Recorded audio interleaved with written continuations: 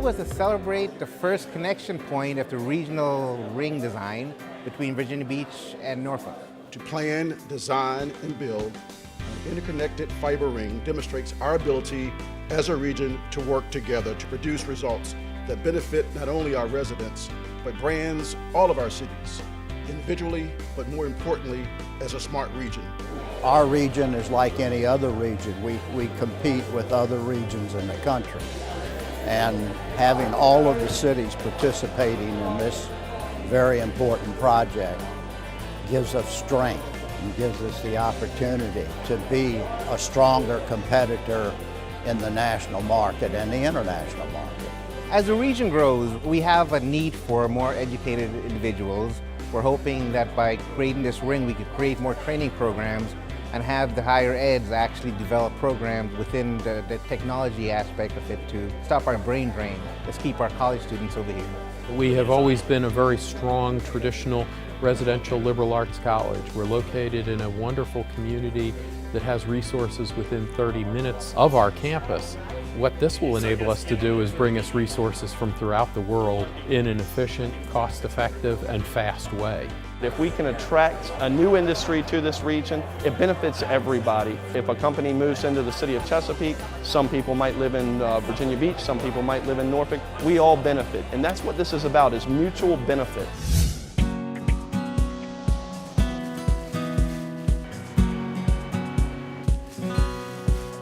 Well, since the storm hit, we've extended our working hours. Normally it's a 10-hour day. We're taking it closer to 12.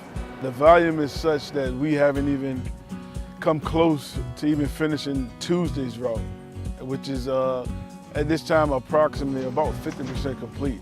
Well, at the moment we're dealing with probably about 10 times what we normally have. For instance, today it's approximately 3 o'clock on Wednesday, and we're working on what we would be picking up right after lunch on Tuesday. So we still have quite a bit of ways to go. What we're doing is we're using our boom trucks for the excess piles, and then we're using our tail-end loaders to pick up the bags and just the normal 2x2 piles. So yes, they can have multiple piles out there. We have 2 different trucks that are picking up. Just in the boom truck collection alone, since Monday, we've collected over 227 tons of limb debris. So add that to whatever we're gonna collect with the bags and the other stuff that's serviced by hand. You know, that's gonna push us past our even peak season amount. Normally we pick up 2 piles per household. If you do have more than 2 piles, we ask that each pile will be in 4x4, and we normally pick up 25 bags per household. We will pick up more than 25 bags per household. Due to the increased volume, we are unable to take care of everything during one pass. So it may take multiple passes for us to service everything and everybody. We will continue to get what was in our regulation, but we do have a responsibility to service the whole city. So we do have to move at a rate and a pace that's conducive to us doing that. We definitely do appreciate all the patience the residents have been giving us, and we've seen a lot of appreciation. But we're working really diligently to get up as much as we can, as fast as we can. So we really do appreciate everyone's cooperation.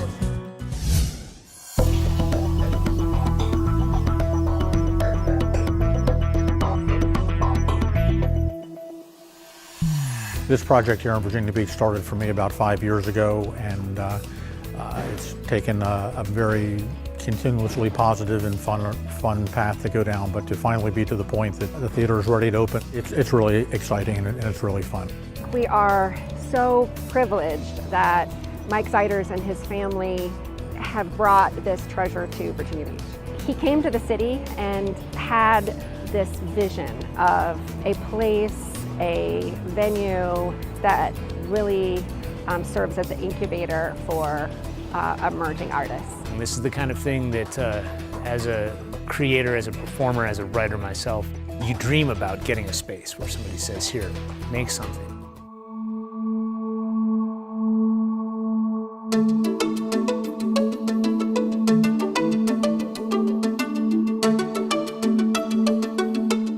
The intimate size of Zeiders, it's about 300 seats, really provides an intimate experience with the audience and the performer. We aren't using a proscenium stage in the way that people are used to seeing theater. We're actually bringing the theater out into the audience so that the audience is sitting around the theater. You are in a relation to the performers where when they hit a chord on all 4 instruments together, it's going to vibrate your rib cage. It's kind of experience that normally the player themselves experience in the practice room with the other musicians. Here it's going to be translated to the audience, and you have an actual, literally visceral experience of music. It's not just one type of performance. It's such a wide variety, from comedy with the Plan B that is absolutely hilarious. We can bring in puppets. We can bring in visual artists, video artists. Frankly, I find artists in the creative process to be just a lot of fun to be around. And the opportunity to create a venue to increase and advance their creative talents and to give the community a chance to share in that energy. The Z really helps establish Virginia Beach as a leader in the arts in Virginia and puts a finishing touch on all the wonderful opportunities we have, adding to the city's bottom line.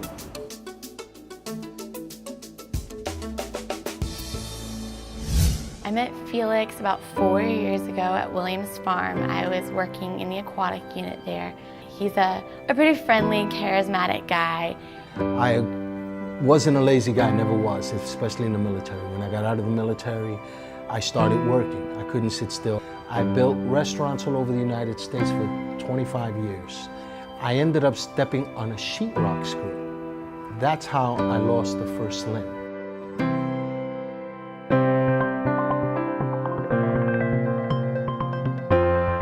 I weighed over 300 pounds.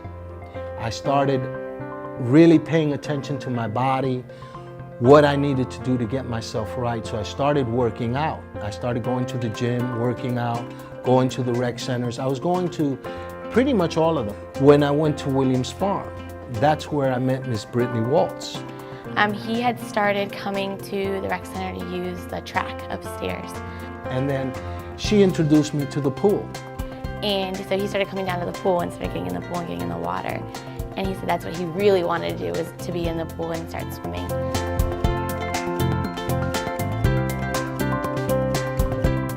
Felix pretty much came to me and was telling me that he was working out and basically swimming. And then he was asking me if there's any prosthetic devices for swimming.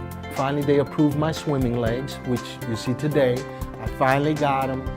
Now that's going to be the newest part of my life. Now I'll be here at the rec center, swimming as much as I can.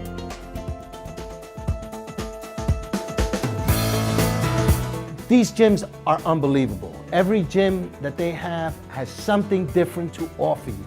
Not one of these rec centers is the same. The city is providing a service that is incredible. Hopefully with myself and seeing myself like this, hopefully I get more veterans to come in here. More veterans in wheelchairs, come on in. It takes time, but they will help you. And I'm a proof of that. Hey Spike, let's see what's in the mail. Yes, they do love me. Oh no. Huh? Alexa, open VB Connect. Welcome to VB Connect. What are some jobs in information technology? Job listing 1, systems analyst 2, job listing 2. If I land one of these jobs, steak dinner for both 3, of us. Systems engineer 2, job listing 4, systems analyst 2. I'm honestly amazed that all of the stuff that we learned in that 6 months. Being from Colorado, I unfortunately witnessed a lot of mass shootings, Columbine, the Aurora movie theater shooting, so I did lose a couple friends that were in my class, and that kind of hit home. I don't have any family that was involved in law enforcement, but it's just something I really wanted to get involved with. Today's the conclusion of 6 months of training for the current recruits that are about to be newly officers. They've gone through a 26-week academy, and today we're at their graduation. Officer Melanie J. Dyer. What I learned the most was just to be mentally strong. 26 weeks you get tested, physically, mentally, emotionally. It puts you through a lot of stress. Wanting to join the police department I'm pretty sure my father had a big impact on that. He's also a police officer. I've seen him, you know, day in, day out, come in from work and help in the community, and it just felt like my calling, and I wanted to be like him. I mean, we just had a vast amount of experience come in and teach us. What really stuck out with me was when we got to experience being taught for a week from the SWAT team, learning how to do building searches, responding to active shooters. I mean, just their knowledge is just on another level, so I really enjoyed that. 4-hour actions.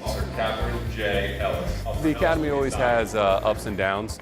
People excel and struggle in certain parts of the Academy, but they really came together as a group, and each one of them has shown that they are ready to take on the challenge of being a police officer for the state of Virginia Beach. Class, C5! Welcome to the graduation ceremony of our career online high school classes of the Norfolk and Virginia Beach Public Libraries. Graduates, please come forward as your name is called to receive your diploma. It's a second chance for people that didn't finish high school, that couldn't finish high school, and I chose it because I was one of them. I dropped out when I was 17 and going from job to job to job and didn't really have a reason to keep going, so I ended up joining here, and here I am now. I entered the program because I have 5 children, so they was my motivation. It's a second chance just to better your life for you and your family. It's an online program for adults 20 and over to get an accredited high school diploma. It gives them an opportunity to be able to do it at home so they can have a chance to work, have a chance to raise their family, and then take the opportunity to also get their education. It's great that we're able to work together to kind of join forces and to bring everybody up and to improve our community as a whole, because these are the people that are giving back to us at the end of the day. It's the best decision I ever had. Regardless of the mistakes that you make in life, like, it's never too late to determine your own destiny.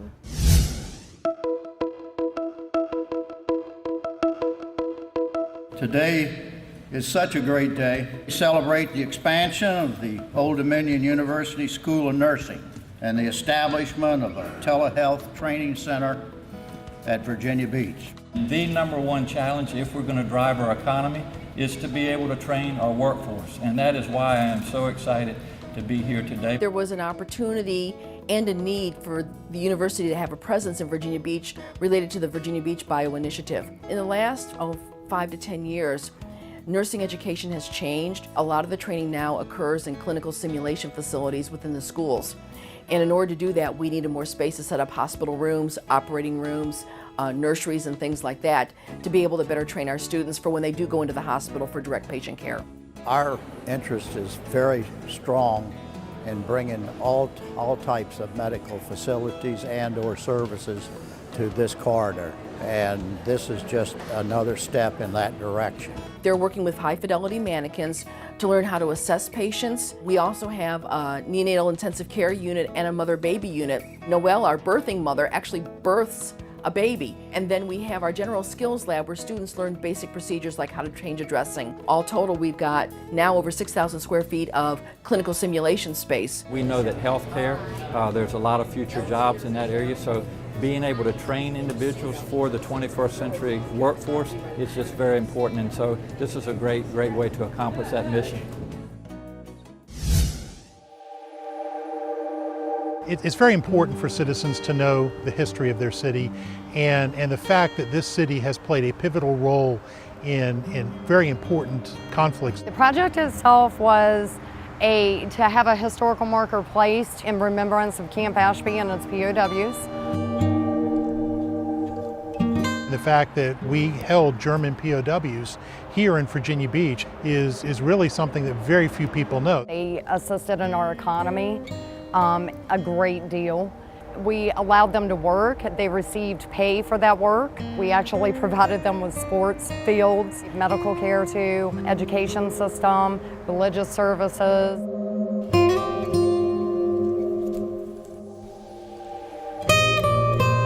I think the history in Virginia Beach is extremely important. It's important to the people that lived during that time, and it needs to be brought back and recognized. A graduation coach is just that, a coach. I mean, a mentor, a tutor, working with students one-on-one, identifying strategies to assist the student to be successful.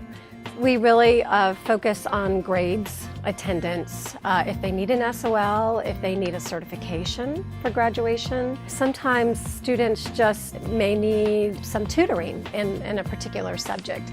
One assignment at a time, let's get you back on track. She always got things to help me, and they had gotten the tutor there for me to go there during one of my blocks for the whole entire block, and I was the only person in there, so it really helped because she was just focused on me.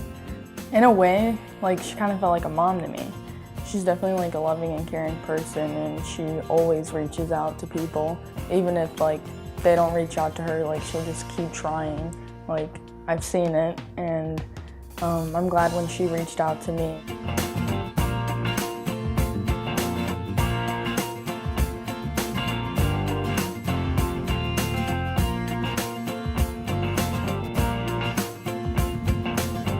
It's very exciting, and it does affirm what we're doing here, and not just me, but the whole team here at Kempsville High School and across the division. Teachers and counselors and the testing coordinator, I mean, all of us coming together and really focusing on the seniors who need that extra assistance. The graduation coaches, we get together 3 or 4 times a year, and we share best practices.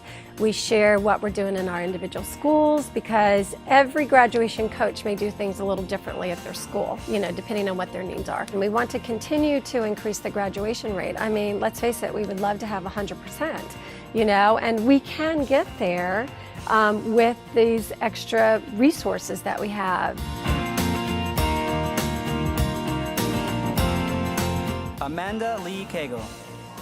I just get very emotional, you know, seeing the students that I've worked with walk across that stage. And then at the end, you know, Kempsville has this tradition of lining up and hugging the students. And, you know, so many of the students will come by, give us a big hug, and really thank us. I mean, they truly are, you know, very thankful for what we've done for them. And we've received cards and follow-ups and texts and phone calls, and, you know, and so it really is a very exciting day. I think people like Miss Lawson direct students more and better, like towards their goals and actually graduating, because that was one of the best days of my life, was graduating. I don't know if every school has a Miss Lawson, but I think every school should. Good morning and welcome. It's a perfect day for this momentum occasion. Today we had a groundbreaking, and it's super exciting. 1, 2, 3, turn those shovels. Well, our Thoroughgood Elementary was 60 years old, and although we loved our building and it certainly served us very well for 60 years, we were definitely in need of a new, updated version. Thoroughgood Elementary School, together with the replacement of Princess Anne Middle School and the ongoing modernization of John B. Dye Elementary School, represent the 32nd, 33rd, and 34th school facilities modernized or replaced since 1997. This new building is going to be absolutely incredible. There will be opportunities literally built into every square inch of the school for innovative learning, experimentation, and collaboration. We hope in 2020 to be opening the door to a new set of Thoroughgood Elementary children. I'm very excited because I feel like the new students at Thoroughgood will have a good learning privilege. I know it's going to be a huge opportunity for all of our students and future students to get an enriched learning and learn more about certain things, and it's going to be amazing.